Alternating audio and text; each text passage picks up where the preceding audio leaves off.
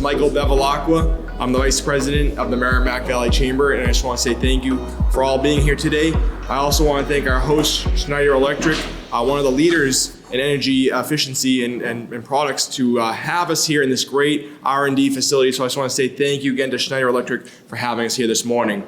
I also want to thank our sponsors, our title sponsor, Eversource, our friend sponsors, All Pro Electric, the Merrimack Valley Chamber Means Business Program, National Grid, NRG Tree, Revise Inc., ReWorld, and Schneider Electric. So again, thank you to all our sponsors.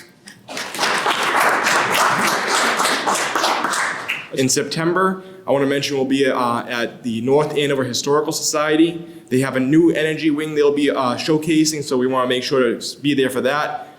That's all taking place on September 10th. And I want to give a shout out to James Warden, who's going to be taking a trip on his energy boat, the first solar boat ever made. He's going to be doing that this week. So best of luck to James. He's in the room right there. And good luck on that trip. And again, September 10th at North Andover Historical Society. Make sure to be there for that. And then the last program I'm mentioning is that on September 16th, the Merrimack Valley Chamber has our annual Spring Business Expo Health and Wellness Fair. If you're interested in showcasing your products and services, make sure to come out to that. It's going to be a great opportunity to highlight what you have to offer. It's all taking place at the DoubleTree by Hilton in Andover, and that's again on September 16th. And there's an early bird right now. So if you're interested in showcasing your products and services, make sure to sign up for that as well. All of the Merrimack Valley Chamber programs can be found on our website, merrimackvalleychamber.com. And if you're not following us on Facebook or Instagram or LinkedIn, make sure to do so also. So with that being said, I just want to introduce first our co-sponsor today, MEDC. And I believe we have right there someone speaking from MEDC. Thank you very much. And welcome, Megan. Thank you. Thank you. Lots of microphones up here. Hi, good morning. My name is Megan Donahue, and I'm the president of the board of directors of the Massachusetts Economic Development Council. And we are an organization that puts on programmatic economic development things around the Commonwealth, and really timely and really important issues that are presented, and we do it about quarterly. So if you're interested, you can visit our webpage, where I talked to Samantha Penzone, who's in the back, or you can talk to me afterwards. I would like to take a moment to thank Merrimack Valley Chamber of Commerce, and they're out there, and the rest of the panel here, and soon the secretary. And I'm not going to speak anymore, so without further ado, I'd like to hand it back to Mike. So thank you very much. I just want to also mention, if you have to use the restroom, you can do so right down there to the right. We're going to start with our first speaker of the day, though. I want to turn it over to, again, Schneider Electric. I want to thank them again for hosting us today. And I'm going to turn it over to Alan Reed. Welcome, Alan.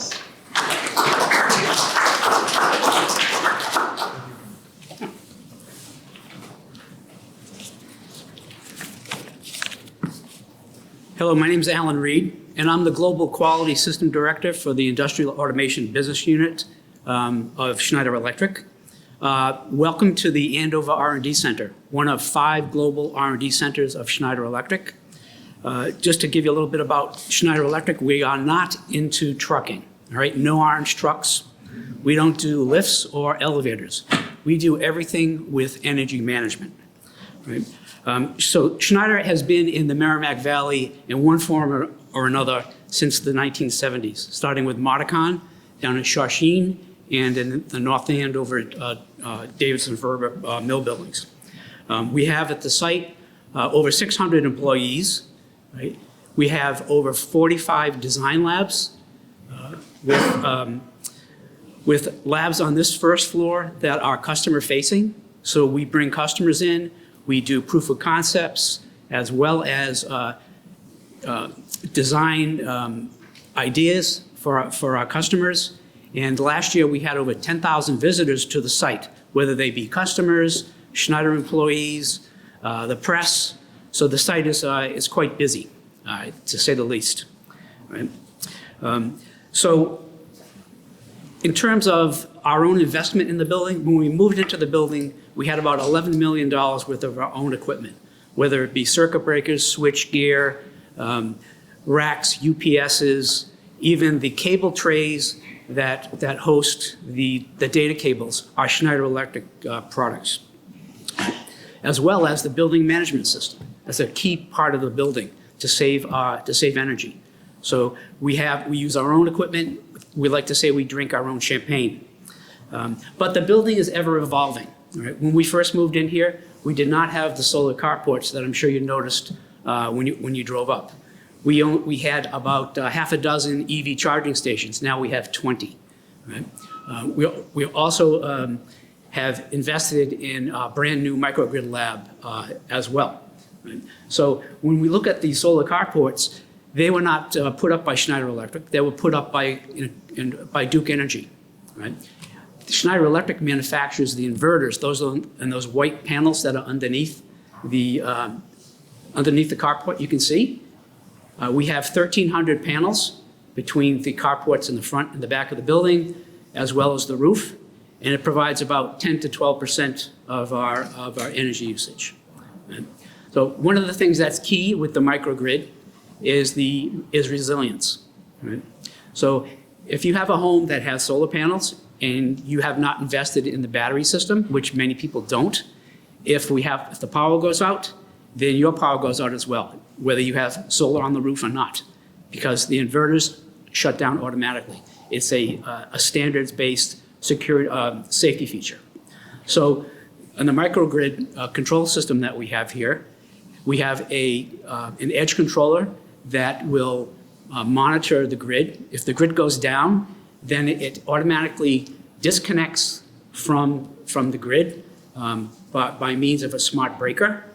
Then it starts up the 400 kW natural gas generator, and that provides a frequency to the inverters. Then it kind of tricks them into thinking that the grid's back on, and we can get the power off of the solar powered system without the use of batteries.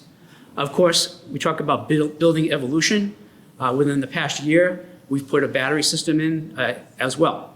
Now, what's really key on these systems is really the integration of analytics. Right? So our microgrid system has a software-based system that will monitor the grid, monitor what we're getting off the solar arrays, and it will also, based upon the weather and predictive modeling, show us what our predicted energy usage will be. And you can see in the graphs if you have a cloudy day or if they're covered with snow, you're not going to get much off of there. However, but what's really important there is the ability to use the power off the battery. If you think about the state of California, where around 4 o'clock in the afternoon, they jack the rates up, right? By using the battery system, you can use the power off the battery that you stored up and bring that cost down during that period, right? So this is something that's really critical for the energy management using this type of a system, right? So many of you may know some of our brand names, such as Square D, Modicon, American Power Conversion. Some of our local implementations include access control at Logan Airport, building automation management system at Brigham and Women's Hospital, automation at UPS, Walmart, and Amazon distribution centers, and UPS backups in your local Home Depots. Right? The circuit breakers that you find in many of your homes as well. It's not always the sexy stuff you see, but it's the sexy stuff that's in the panels that us nerds really love. Right? So just a little bit more about Schneider. We're based in Paris. It sounds like a German company, but no, it's a French company. We have 166,000 employees doing business in 100 countries. Schneider is, believe it or not, over 200 years old. It started out manufacturing cannons and manufactured artillery all the way up through World War I. Then it decided to diversify into electricity. So with 50% of energy lost in transmission, the increased demand drives the prosumer. A prosumer is a customer who not only uses electricity from the grid, but can also provide power back to the grid. they can produce their own power and sell the excess to the grid. So Schneider has just introduced last year at the CES 2023 the new Wiser Home automation control system. It's controlled by a single app on your phone with a smart panel with integrated EV charging, inverters, as well as battery management. It's also integrated with smart outlets and plugs, so you can get down to the appliance level itself. But in a simpler installation, we also have another product called Sense. It's brand labeled from a company in Boston, and it has a sensor that you clamp onto your main power, and it learns the type of appliances that you have in your house. And on your phone, if you can look at the app and you can see how much you paid to run your dryer, how much you paid to run your stove that particular month. So, of course, we have that stuff in our house. So if we look at our tagline is the ability to provide energy is a basic human right. And Schneider really believes that. If you look at the efforts that we've taken in the continent of Africa to electrify it, we've trained over 900,000 electricians and technicians. And if you think about villages that have not had any electricity, Schneider provides a very simple solar-powered lantern that can be used to charge cell phones. It can also be used with the cell phones to access the internet in their schools, things they never had before. Right? So Schneider really believes in this type of activity across the globe. In 2021, and just recently, 2 weeks ago, Schneider was named the most sustainable company in the world. That's out of 8,000 companies that they measured. Right? So we've had a sustainability index for this company for at least 15 years. All of our C-level executives are gold on our performance, and we're pushing it down to our suppliers as well.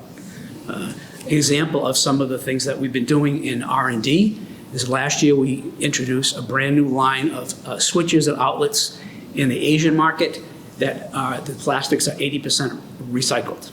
So it's really important to look at these types of aspects in design to make sure that we can follow through with the energy usage. So thank you for listening and learning a little bit more about Schneider Electric. Welcome. Just one other note. Today is July 18th. This is my 36th anniversary here at Schneider Electric.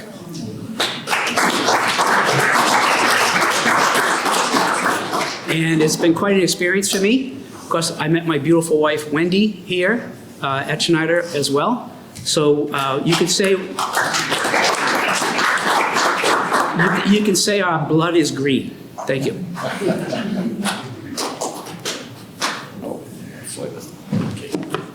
Thank you so much.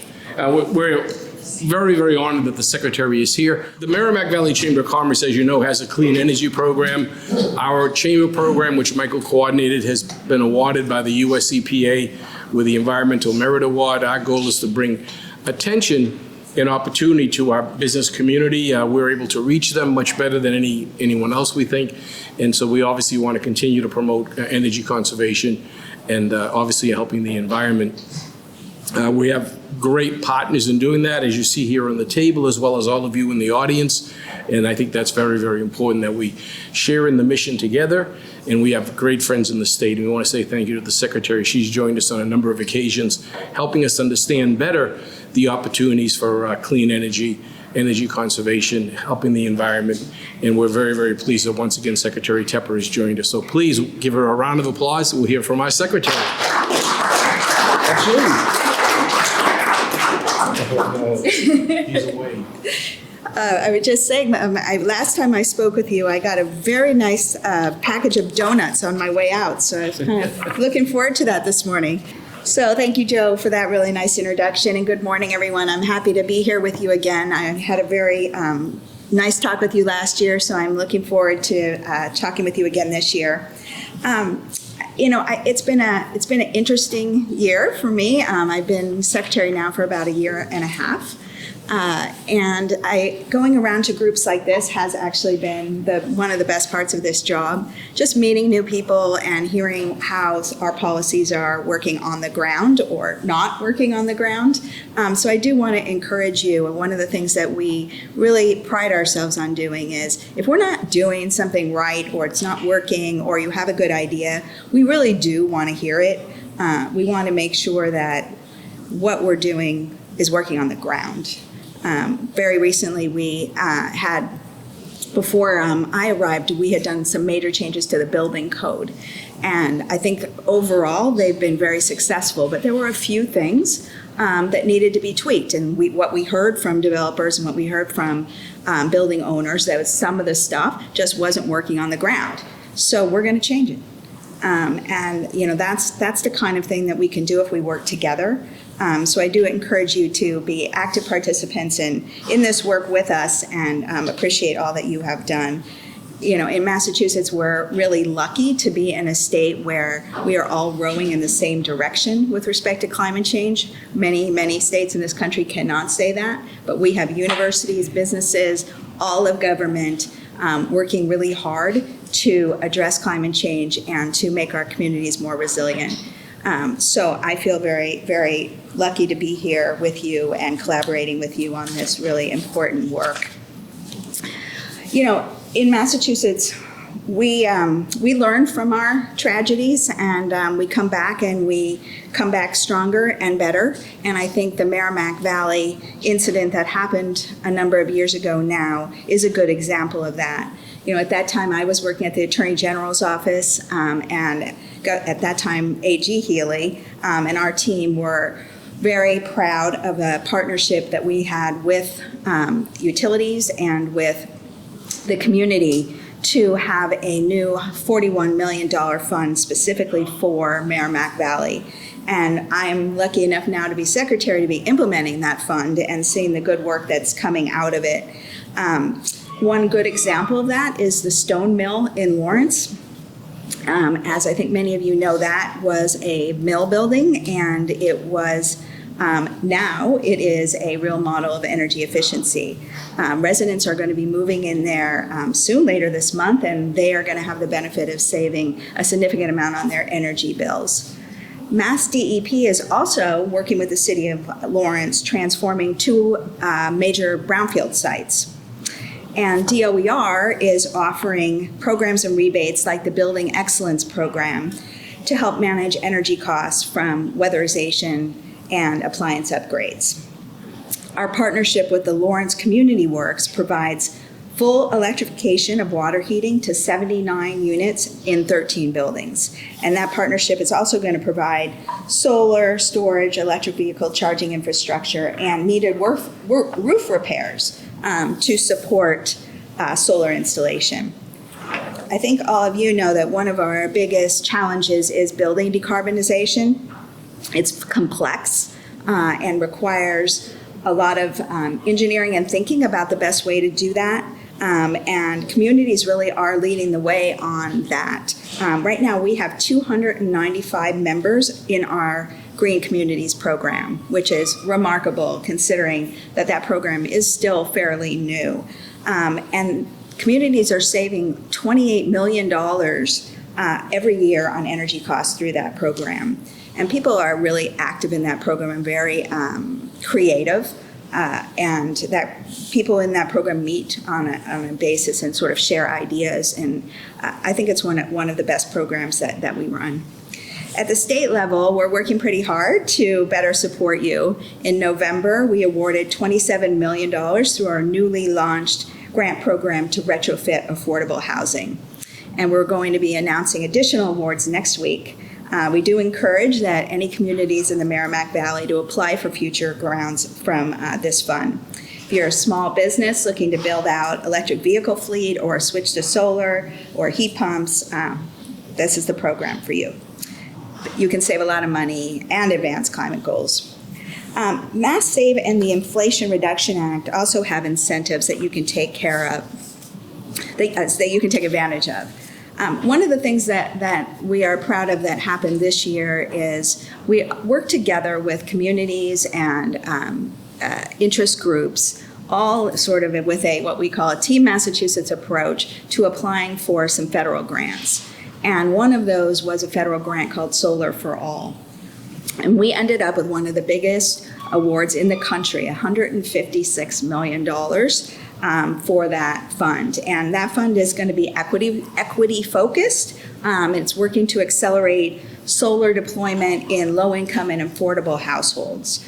When we worked on this application, one of the things that we heard from the federal government was, don't give us lots of different applications, because then we have to pick and choose among your state's, priorities, et cetera. If you want to win, come in with one application and tell us how much you need for all the things, and then maybe you'll win. And that's what we did. I mean, we had 80 organizations working on this grant application, which was, a bit of a corralling, but it was successful. And so now we've got to negotiate with the federal government on the contract for that, but then also start really implementing the programs associated with it. And that's, again, going to require a significant amount of collaboration to get done. One of the items that I have been following for years and working on when I was at the DPU working on was net metering. And it's a pretty wonky issue, but it actually is worth a lot of money for businesses and homeowners. And this year, the DPU expanded that program to expand the exemption from the net metering cap, which basically just means that we can have more net metering than otherwise we could, and allows for net metering credits to be transferred across the utility service territory, which expands people's ability about what they can do with those credits. We also reformed the cost recovery mechanism associated with net metering, and we expect that that's going to save customers about $10 million more every year. One thing about net metering is it's been a controversial thing throughout the country, and many states have started to slash their net metering credits. We doubled down on it. We think it's important. We think it makes a big difference in terms of how people are able to finance their clean energy projects. So we're committed to it and committed to maintaining affordability for residents. Another exciting part of the work that we're doing is the work that's going on with the pilots with geothermal. So we have both Eversource and National Grid here today who have been the leaders on these pilots that we're all excited about.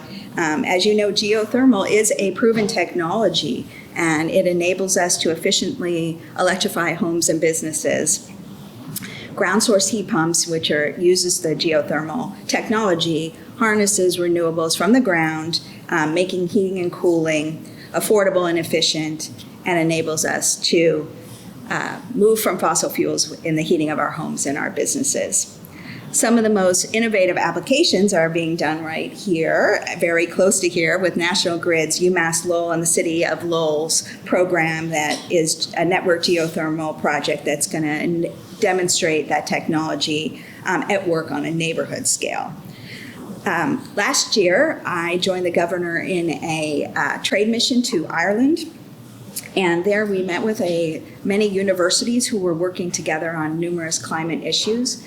And we came back with some really good ideas, and we're now working with UMass Lowell and Boston University to establish a program we're going to call Clean Energy Legacy Transition. When you have this job, you have to come up with a lot of names.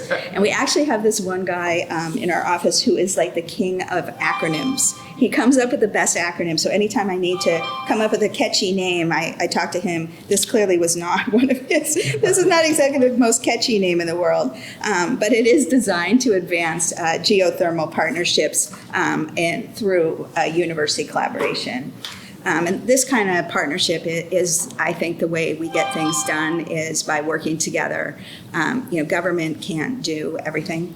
And it really does take us learning from the real world, from businesses like you, to make sure that the policies that we promote are meaningful and productive. We also have exciting news on the siting front. This is also an issue that's near and dear to my heart. When I was in private practice, what I did was permit power plants and other energy infrastructure.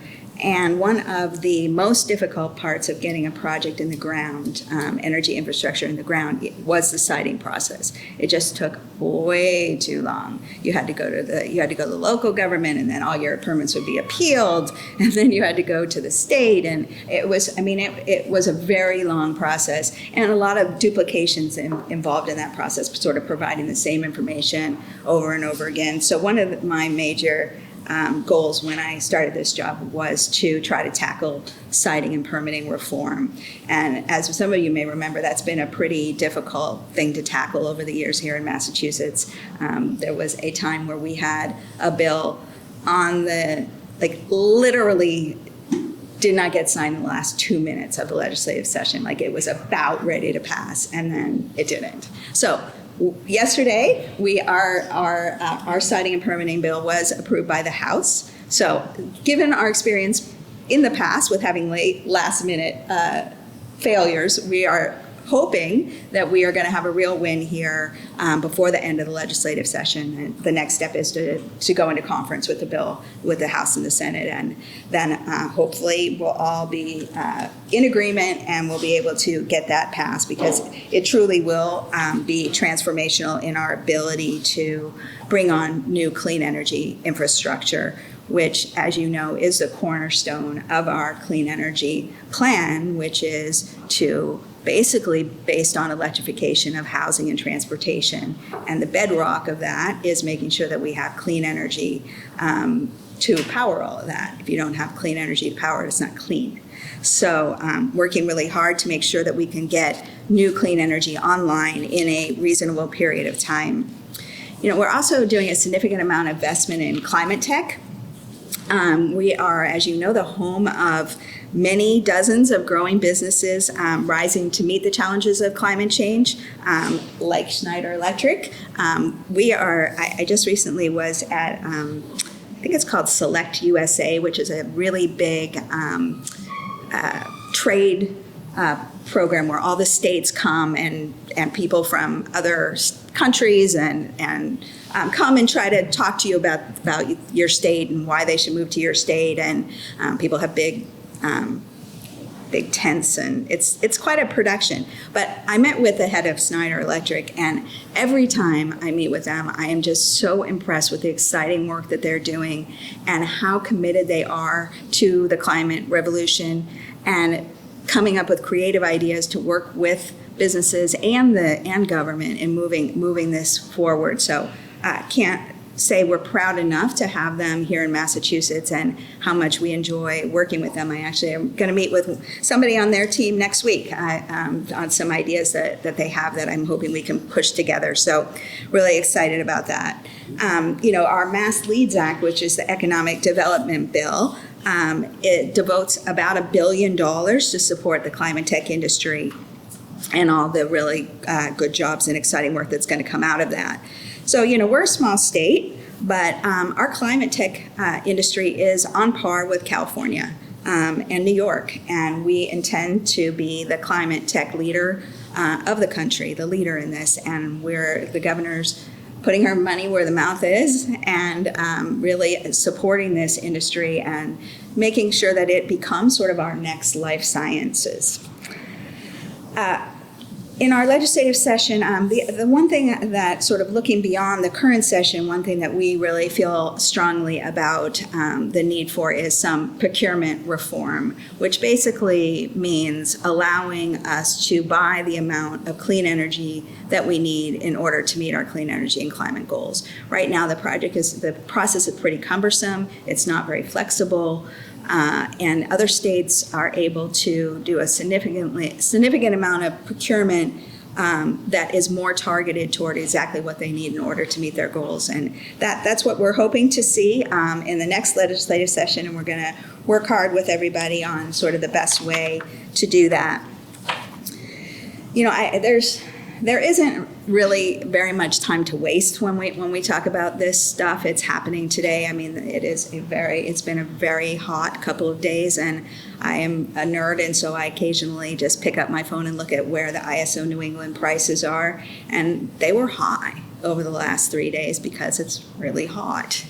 And, understanding the real world impacts of climate change and where it's happening and how we can address it. I spent a lot of last summer on farms that have been flooded out.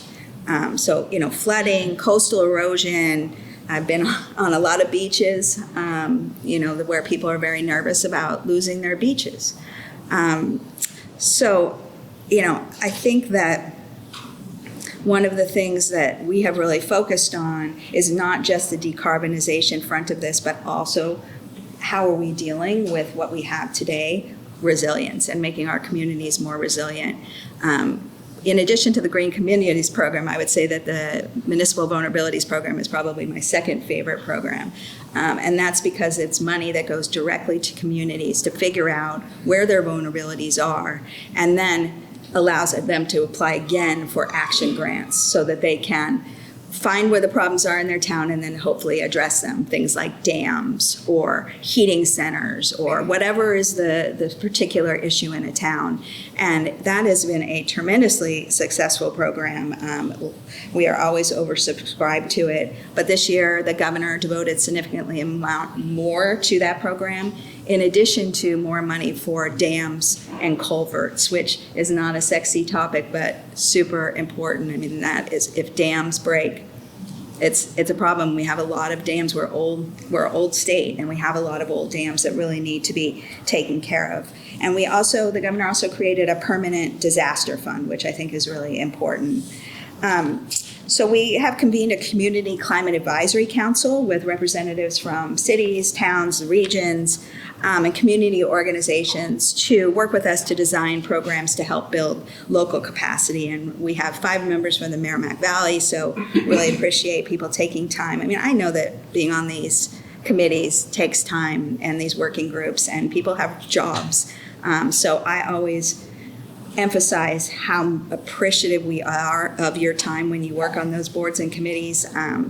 Your knowledge is crucial to getting things right, but it also means that we all have to spend some time doing that together, and so we appreciate the time that you're spending on that. Well, thank you for giving me the opportunity to speak with you today. I'm really happy to be here and look forward to answering some of your questions. Let me welcome Nate Finch from Eversource.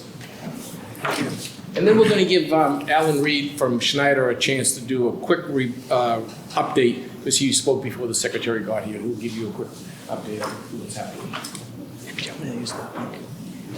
Thank you. Hi, everyone. My name is Nate Finch, and I work in Eversource's Energy Efficiency Department. So Eversource is a sponsor of Mass Save. We're really proud to be bringing electric and natural gas customers, both residential and business customers of ours, energy efficiency programs. In the last year, Mass Save has been able to avoid 220,000 metric tons of carbon dioxide, which is equivalent to 53,000 gas-powered vehicles being taken off the road. We've done that through providing incentives through these programs to the tune of $750 million last year throughout the state. The different things that we offer throughout the state, programs, incentives, resources, and also advice. One such program is the Main Streets. So Main Streets is a collaboration between different municipalities and the Mass Save sponsors to bring trusted contractors into small businesses to do a no-cost energy assessment and to give advice on how they can participate in the different programs. It's actually going on in the Merrimack Valley right now, so it's not too late to sign up. If you or someone you know has a small business that would be interested, I think Mike's going to send out information on how to get involved and sign up for that evaluation. Outside of energy efficiency, Eversource has been really proud to take the initiative on other things throughout the state, such as solar, battery storage programs, offshore wind, as well as what Secretary Tepper mentioned is the Framingham geothermal pilot. It's really important for us at Eversource and all of the Mass Save sponsors to continue to lead the way to a clean energy future. We've been working hard to help the state achieve its net zero goals, and we've done that with the assistance of 22,000 different commercial customers participating in our programs.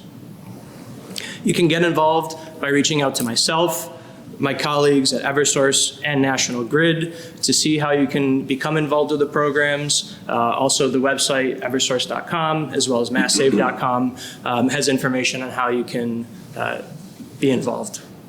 That's it. Thank you. Thank you. I just want to add, the programs that they're talking about that Eversource, National Grid, and Revise will be talking about in Schneider, obviously, they're very, very important. They're absolutely, I think, essential. The Chamber of Commerce in our building, we own our building. We've made major improvements. We've changed every light fixture to one that they tell me will be there for 20 years. We don't change the bulbs, and you know more about them than I do. But we're doing whatever we can to save energy, and it saves us money, operating costs and so on, but it also helps the environment. It helps improve everyone's view when they come into the building. So please take advantage of these programs. That's why we do these programs. And again, I want to say thank you to all of our speakers. The next, Joe DiPietro from Revise. Joe? Hey guys, thanks for Joe inviting me today, and Mr. Secretary, thanks, pleasure. It's always great, I love coming to these events because some days when we're out working with our customers, it's, let's say frustrating, but it feels like sometimes we're like banging our heads up against the wall because those things change and we move around and, it's always progress going forward, but, hearing from, the vision up there and talking to the grid and Schneider actually developing the products, I always get super excited coming here, it's because it's, something I'm really passionate about. But what we do is a lot of work with Mass Save. Actually, the vast majority of our business is helping residents and businesses navigate the program. I think the number's right under $5 billion, but the next 3-year plan for Mass Save is $4.99 billion. That's available to the ratepayers. And that's part of our job is to come out and educate you guys on the LED lighting and the insulation and heat pumps, car chargers. So, that's the vast majority of the things we do. And just speaking from, the people who actually do it, a lot of the times the upfront cost is the major barrier, right? Because this is a long game. Right? Just because we put a heat pump in your house today isn't going to necessarily reflect the installation cost. And Mass Save really comes in and helps defer that cost and helps people through the financing program recoup that money that they're going to save. And a lot of the times, the money that you would have paid for your power bill, you could just make for the payment for the heat pump and the weatherization work and the savings. And over the course of the 7 years, you're back to making money again, right? So for the next 7 years, you're not going to pay any more. But after that, it's basically all free income. The program has evolved quite a bit over the years. When we first came, started working in the program, it was basically, it was actually subsidizing a lot of fossil fuels, right? Like high efficiency heating systems and propane and oil. And now it's going back to the electrification part where I have a lot of fun, where, it's no different than you look out there, you can charge your car with a solar panel. I mean, that's the principle we're going off of is let's do that to your roof and power up a heating system, right? And the benefit to that is just, number one, you're self-contained, you don't have to worry about the power outages, snowstorms, wind. We had the ice storm, right? And we put some batteries in there, and next thing you know, we can heat your house. So really exciting stuff. A lot's changing quickly. Yeah, I'll be available to answer some questions afterwards, but thank you, guys. Thank you. And I just want to mention that every one of these companies are part of our Chamber of Commerce. If you have any information that you need and you can't reach them, please contact us. We'll be glad to give you the information. And they will be at your place of business. I will guarantee you that. They will be there to help you. Please, let's welcome now a new company, NRG Tree, Nate. Excuse me, I'm sorry, TJ Cavity. Thanks, Joe. Thank you, Joe. Thank you, everybody. Thank you, everybody, for coming. This is a great facility. I was lucky enough to take a tour of this facility about 4 years ago. It's unbelievable, actually, what they do here. My name's TJ Caveney. I founded Energy Tree about 10 years ago. I'm a technology guy, and I own a couple technology companies, and I sold a couple, and I got interested in clean energy. I'm very passionate about clean energy. So I put my money where my mouth is, and I started an energy company. We started out talking to banks and credit unions and teaching them how to introduce clean energy solar, really, rooftop solar at the time, to their clients.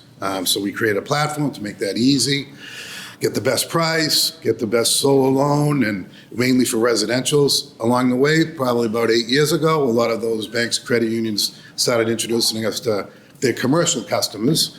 And so we ended up changing our model and we became one of the biggest rooftop solar installers and developers in the New England area. So we did about 50 megawatts of solar, which is like $100 million of solar projects, mostly rooftop solar. We do ground mount solar. And Massachusetts has been such a great place. We use the Mass Clean Energy Center. We probably used about 25 interns through the Mass Clean Energy Center intern program. We hired 4 of them full-time, and it's been a great state. We're always educating our Massachusetts clients about net metering, the new net metering policies, the SMART program they have for solar, for rooftop solar. It is kind of complex, so we make that easy for our clients, and we try to get them to own their solar. That's the best thing for them if they can take the tax credits, and that's kind of how we came from the bank industry. So we want them to own and take a loan or pay cash for their solar. It's a better situation for them. And so we've kind of, it's different. A lot of guys start small with residential and go big. We went big, doing big malls and industrial buildings, and we've come down to smaller businesses now because it makes a lot of sense for smaller businesses, small commercial to do it. And so we're happy to consult and teach them about all the new programs, the SMART program, the net metering program. We also do EV charging now with the Make Ready Massachusetts. I have to get all these acronyms too. Make Ready Massachusetts. And That's a good name though, right? yeah, I like that one. Yeah, that was a good one. And the batteries are good depending on your the footprint. So the storage, the Connected Solutions, is that? Yeah. Connected Solutions program. So we try to educate all our clients about these programs to take advantage of them. And then we will install solar panels, EV chargers or batteries, and we'll maintain them and support them. And that's what our company is all about. And we will do residential all the way up to giant buildings. Our sales guy right here is happy to answer any questions. Charlie, I'm TJ, that's Charlie. And yeah, thank you for inviting us. Thank you so much. All right. Thank you. So I want to tell you that I used to be a city councilor and school committee member, and I would tell them about ideas that I was learning at the chamber about energy. And one of them, I mentioned this to Alan earlier from Schneider, was when they first started talking about the solar panels in the parking lots. We tried to provide solar power for our school buildings, but it didn't work for a lot of reasons. I said, well, do what they're doing. And they said, where? That's not really going to happen. I said, it's happening. And then the second was relative to what I learned here at Schneider about battery storage. You know, how they were taking the power from the sun, they were storing it in the batteries, and they were going to use it on a cloudy day. And people would say, where? They're not going to be able to do that. So one of the reasons why we do these programs in the chamber is to let you know that these opportunities exist today. They're not something far-fetched, they're reality. And it's something that we think is very, very important because it'll help you reduce your cost of doing business. But you're also homeowners, many of you.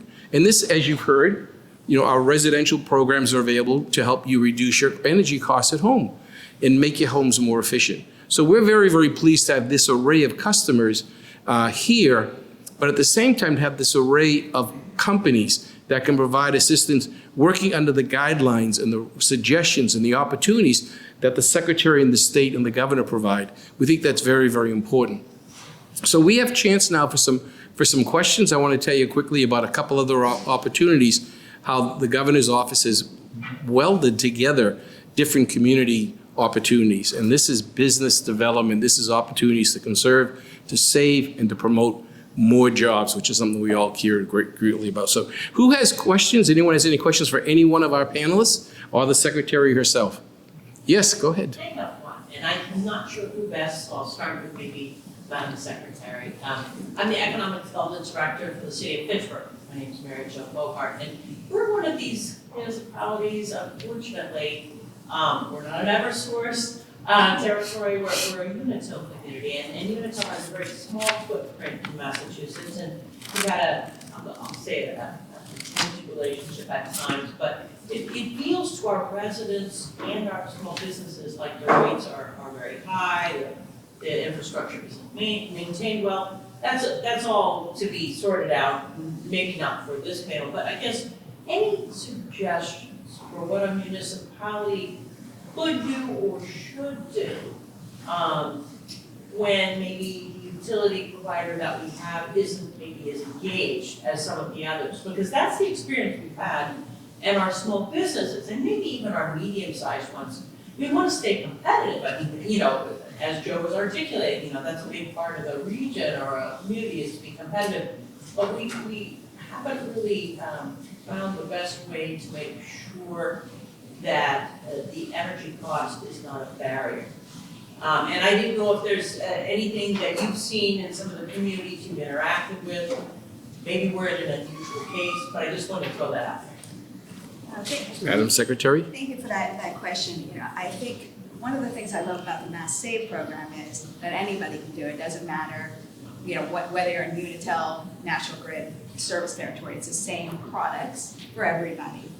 So that's one of the best ways that both a town and an individual can take advantage of these programs. I mean, as they mentioned, it is a very well-funded program, and it has many offerings. I think one of the problems we have is that it's just hard to explain to people how many offerings there really are. So one thing that towns can do is sort of from their town government, have some Mass Save people come in and talk to your town government about what they can do through that program, because I think there's a lot of opportunities there. And there's a lot of opportunities in that municipal vulnerabilities program as well.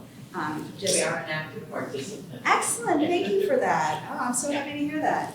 And I think one of the things that's really on the forefront of our mind is an affordable transition and how we do that. So right now, the DPU, they have a docket open that's specifically talking about affordability. So anybody who could participate in that would be really helpful, just to get real information on how people are using their electricity and how, the kinds of things that they would like to see. But the purpose of that docket is to hone in on this issue that you're talking about, which is how do we bring on clean energy and make sure we're not leaving anyone behind, and how do we keep those affordable. Thank you. And I want to mention that I don't believe that these companies, for example, are restricted in terms of geographic, because they could come to your community. All right, Joe? TJ? I'm sorry. So part of what we do is community partnerships, right? So Lynn, Swampscott, I think we have like 7 or 8 different partnerships at this point where, we talk to town government and, kind of we go over what services we can provide to the town residents. And we then go around the town, we have a canvas team, we do direct mail and, educate the residents of that town, about Mass Save and, provide our services. So, it's nothing of, I'm gonna say force, but we don't like jump all over your citizens, right? Like, we politely just, ask them if they would like to be a part of the Mass Save program. And then we go out and take a look at their homes and show them ways to reduce their energy costs, which is reducing energy consumption. Because obviously as we go further along, energy prices, we're going to continue to go up. And the only way to really get that savings is to bring their power consumption down. So that could be an option we can talk about later. TJ, do you want to say anything about this? Sure. Again, we're not involved with Revise, but we're happy to look at any of your constituents, houses or businesses, and we do a free analysis, free consultative approach towards seeing what's the best, if clean energy even makes sense for them, and if it does, what's the best way for them to buy it. Thank you. Any other question? Yes, sir. Madam Secretary, thank you very much for coming and spending time with us. Thank you for Chamber of Commerce for arranging this thing. There are several questions I have, but I'll keep it short because I know we have very little time. I've been in this space for 10 years, helping Endeavor and now the advisor to the mayor for energy and environment to the city of Lawrence. Have been engaged with the secretary, with the commissioner for quite a long time. We've been friends actually in many ways. Clearing house concept that I'm part of that group that is trying to raise that clearing house concept that it becomes a one-stop shop for all energy efficiency. Excellent initiative on your part to start that. I would like to know if you can touch upon that concept. I hope that will actually definitely do something with property, and that concept actually provides a place where one-stop shop for businesses, for residences. Go there, you'll get every single thing coming from various sources. You have asbestos, we remove that. We'll have lead, we remove that. With not just energy efficiency, but it's also the energy efficiency related all activities through massive and they set up their programs, lead programs, and all that stuff. Is that concept has a chance to become real soon? Or is there anything you can reflect on it, or is that still being hashed out in various forms? That's one question, and I'll have a second question if you can respond to that. All right. One big problem that I'm facing in Lawrence is that solar installers are going gangbuster, signing deals for lease program, not PPA, not ownership, but lease. I have actually written memos to AGO's office how that program has really been very nasty. I mean, there are about 1,000 houses got into this program in the last 3 years. The deal makes people move away for somebody else, use the money up, and they will spend more money for electricity than what they would have done if they had not signed up the deal. They are locked in for 25 years, 20 years into that whole thing. No trade back up. If you want to back up, they have to pour enormous amount of money to pay for the solar panel. I think that whole concept needs to be reevaluated, whether there was legality involved in this whole thing, how that happened practices. But I was just wondering that now we are going to embark on another initiative of solar for all. That needs to really go to the reached various sources and say that this is something that is extremely good for you, as long as you own it. Then push the ownership product in a very big way. Okay. I mean, I helped Endeavor do solarized way back when 100 houses got converted. Out of 100 houses, 98 people signed up for ownership. Lawrence, the ratio is reversed. I can hardly find anybody who can buy the thing, but he's operational, money down, sign here, and back, it's over, and he has to pay a lot more money for it. Let's Two aspects, if you can sum up the learning that. let's ask the Secretary if she has any response to that. Yeah, sure. And then, Joe, do you want to say something? Okay.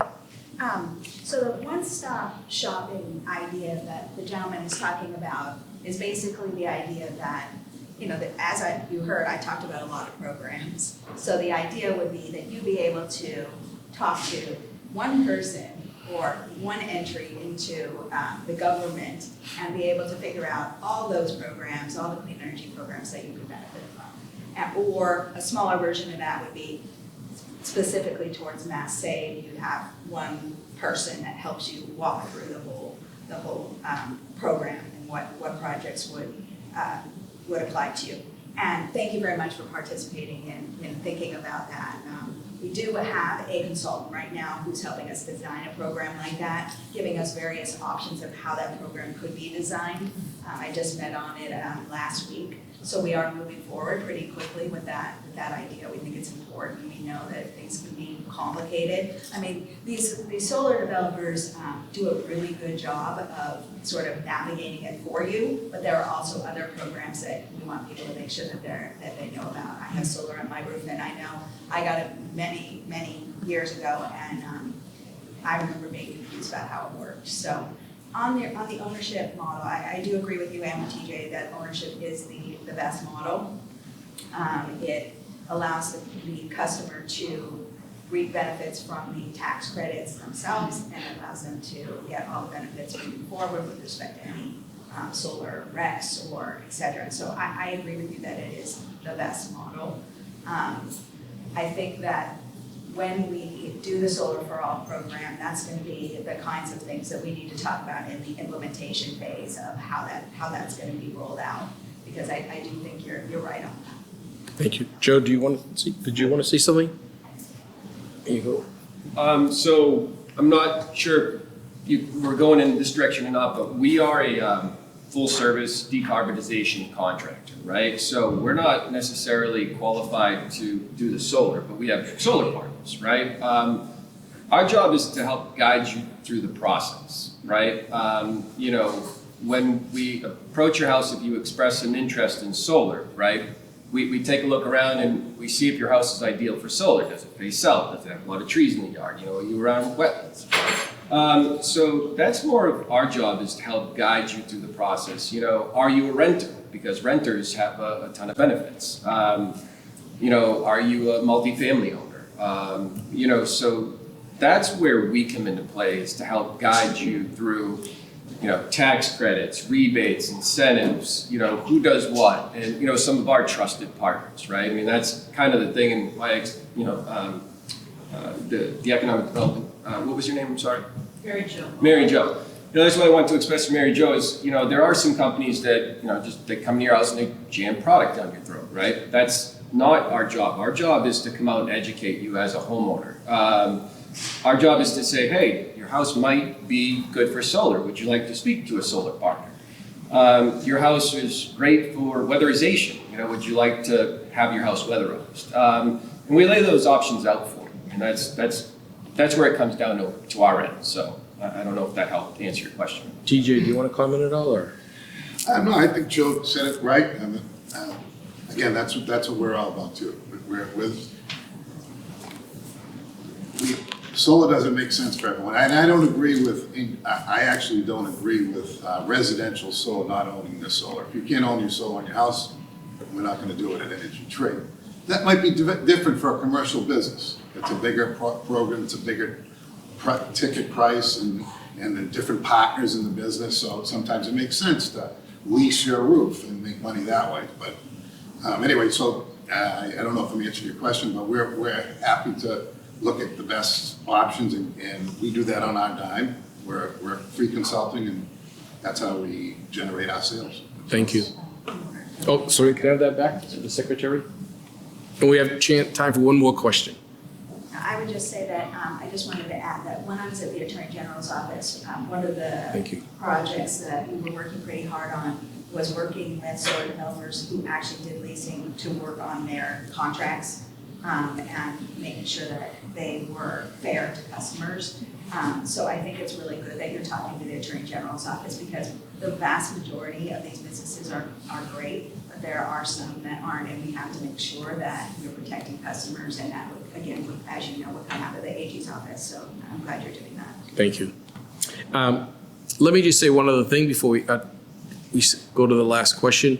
One of the things that we want to make sure you know the context for these individuals. So if you need something, they will be here after the program, and they will be available to talk to you again, exchange business cards, because they actually do the work, and they can make the issue, I think, much simpler for you. And I want to say thank you again to Eversource at the National Grid, especially as it applies to the commercial and industrial opportunities. There are real opportunities for business. Take advantage of it. At least talk to them to see how you can save money. Okay, do we have time for one more question? If not, Yes. Yes. I'm with the Essex County Sheriff's Department. My name is Meryl Spy. Here with Sarita and Jeff. Hello, Jeff. I'm the budget director. Thank you for inviting us. This was very enlightening. I have a question for TJ as the budget director. I'm interested, what are the loan terms if you were to get a solar panel for like a 2-bedroom, 3-bath house? What are the terms with the costs? And then for Madam Secretary, some towns ban solar panels, so I want to know if, you were trying to work with those towns to encourage them to let residents have panels? TJ, let's go. Yeah, so- TJ first, then get the mic. It depends. So we don't give a loan out, we don't give you a loan, but we have our partners that would steer you to the credit unions or banks, depending on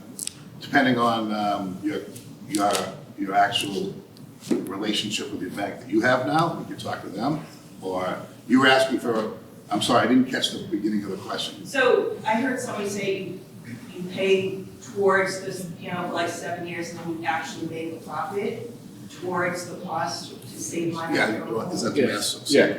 So I was saying that, obviously when we talk about like the conversion, right, we're talking about costs up front.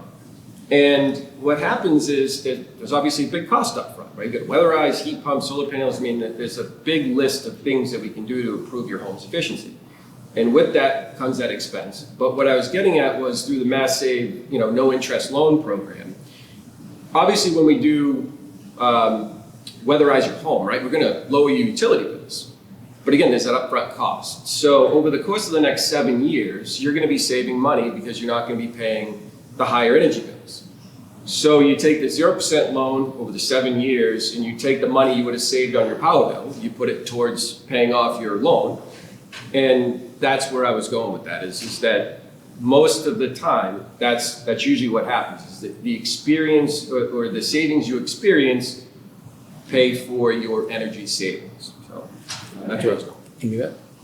And again, they'll be here after the close of the program, so please share business cards. There you go.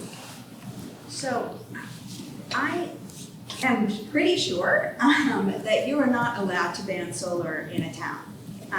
You can have reasonable area restrictions where maybe, where you maybe don't want solar that's in a ground-mounted solar in, a forest, for instance. A town can say no to that. But my understanding is, and there's a recent court case that I think really expanded upon this, is that we have a law that says you can't do that. You can't ban solar from your town.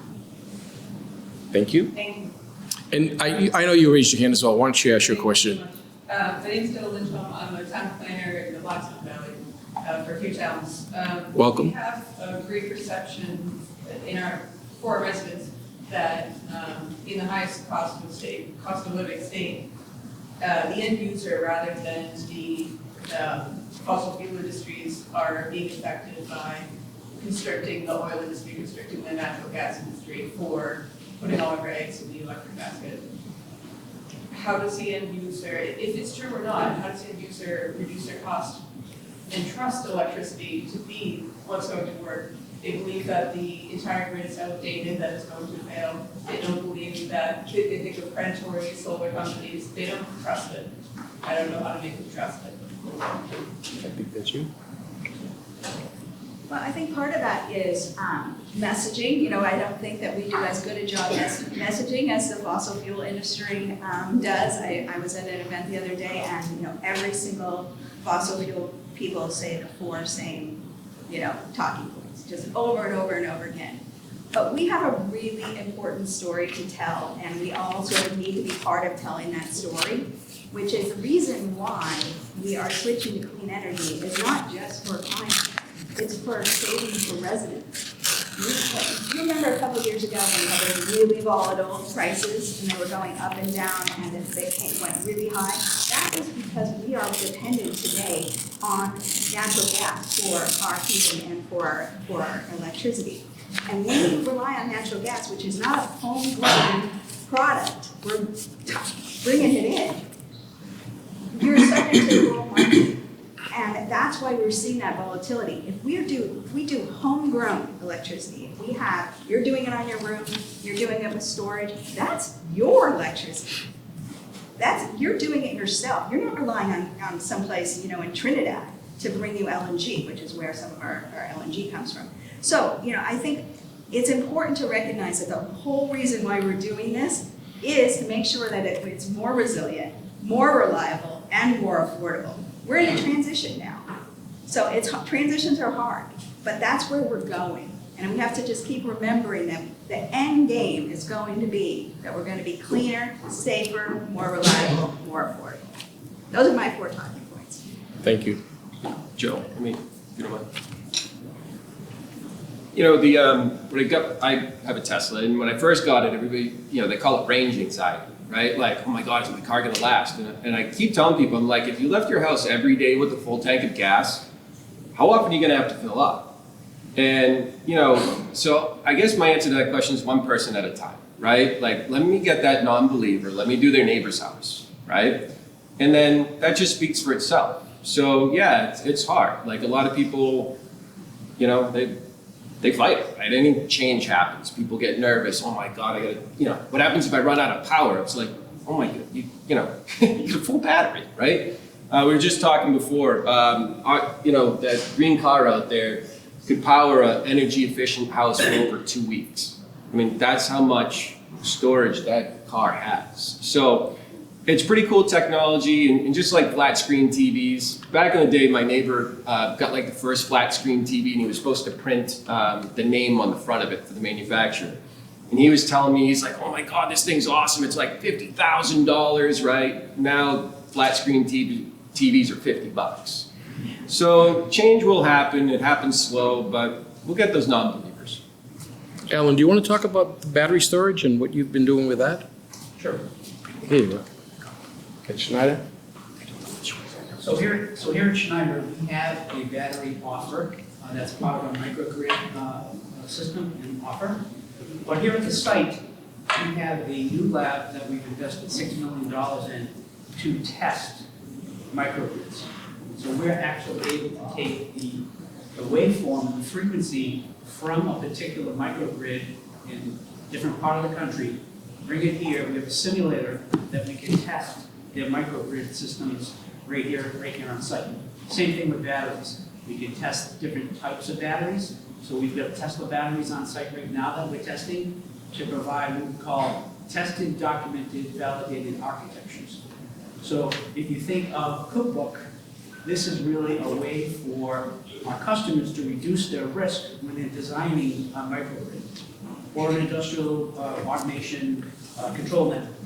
Those are the types of documents that our engineering people are developing to help our customers. Thank you. Let me just say thank you, first of all, to Schneider Electric for hosting us again. We learn so much when we come to Schneider. We want to say thank you, Alan, to you and the whole crew here at Schneider Electric. We also want to say thank you to our sponsors. We want to say thank you to Eversource, to Revise, to National Grid, to Energy Tree, and a special thank you to the Secretary. Again, I tell you this at different programs, it is so easy for a secretary to say, come to Boston. But unfortunately, for us to leave this region to go to Boston is almost a 2-hour drive in traffic, as you experienced maybe coming in the reverse commute. And it's time, and it's expensive. So for the secretary to come from her office in Boston and her staff, who's been tremendous in helping us put this together, we want to say thank you. We really and truly do appreciate this. And I want to just tell you quickly, I think Michael told you about a couple of the other programs that are coming up.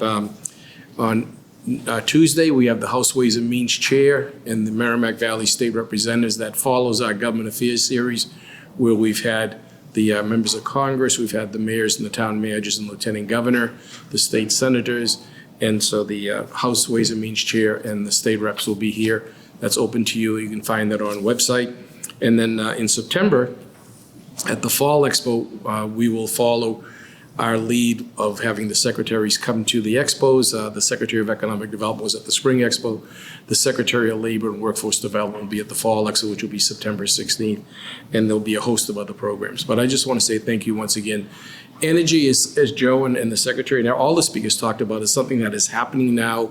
It makes a difference. I can tell you that what we've done with our chamber building has made a real difference. When I got there, the boiler that we had in the cellar that broke on Christmas Eve, that cracked on Christmas Eve, was as wide as this room almost. The boiler that was replaced with it is about as big as this podium. And it's just absolutely amazing. And I'm not one of the science guys, so I have to learn and I have to listen. And I come to places like this and listen to people as our panelists and our secretary. And I'm starting to realize that they know much more than I do, and I should have taken advantage of those opportunities earlier. That's why we've made as many improvements as we could to the chamber building, and that's why I encourage our business members to take advantage of what Eversource and National Grid have to offer, and for the homeowners, take advantage of what companies like Energy and Revise have to offer. And then if you want to know what the future brings, just learn about Schneider, because they're creating it. And the Secretary is here to help with so many vast programs that she can tell you about. So thank you all. They'll be here if you have any further questions. And thank you to all of you.